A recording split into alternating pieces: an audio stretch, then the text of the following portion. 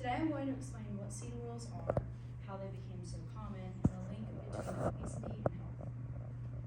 In preparation for my speech, I researched peer-reviewed sources like Johnson, the Journal Academy of Nutrition and Dietetics 2012, Yorka, EMC Nutrition 2024, and Wang, Lipids and Health Disease 2024.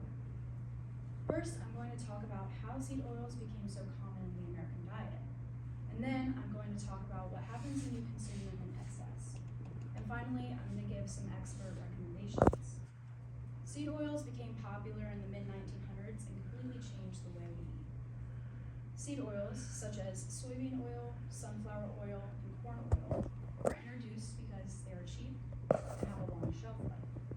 The United States Department of Agriculture actually found that Americans consume 1,000% more seed oil since the 20th century. And actually, I wanted to share how common it is. I have 2 granola bars with me today. I'm going to pass them around. If you wanted to take a look at the ingredients, one is super clean. The other, the barbell bar, actually has seed oils disguised under sunflower oil, which is pretty common. How many of you have had a barbell granola bar before?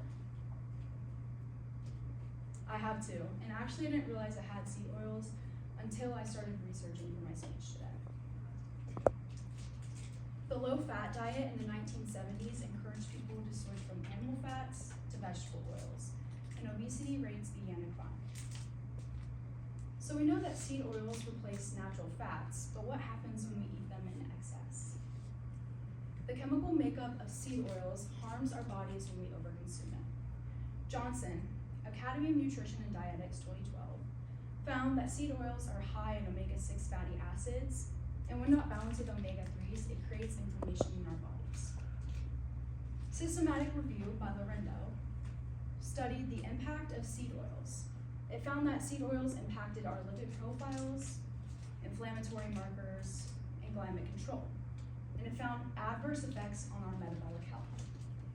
Yorka, EMC Nutrition, found that Americans consume 10 to 20 times more omega-6 versus omega-3s, creating imbalance. Seed oils are chemically refined using high heat.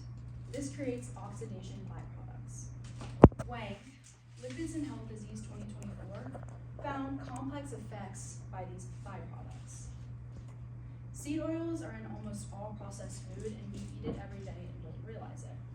So what do we do about it? Let's explore some healthier recommendations. Experts recommend balancing fats with natural oils. Peterson, Nutrition Today 2025, said that omega-6 is not the issue, and it's generally healthy. However, the problem is how it's sourced. Choosing natural oil, such as olive oil, which is high in monosaturated fats, actually helps our heart and brain health.